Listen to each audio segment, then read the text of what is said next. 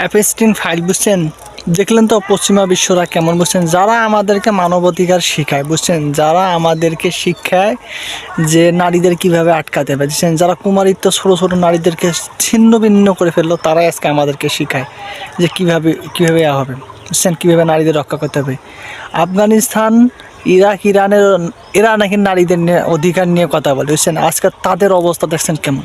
তাহলে বুঝছেন ইসলাম এতটা নারীকে সম্মান দিয়ে দিয়েছে, এতটা ইসলাম নারীর মর্যাদা দিয়েছে যারা সারা বিশ্বে অন্য কোনো কেউ দেয়নি। সেই ইসলামকে পিছিয়ে ফেলে তারা আজকে আমাদেরকে জ্ঞান দেয় যে কীভাবে আফগানিস্তান, ইরাকের নারীদের রক্ষা করতে হবে, এমনকি দক্ষিণ এশিয়ার নারীদের রক্ষা করতে হবে বুঝছেন।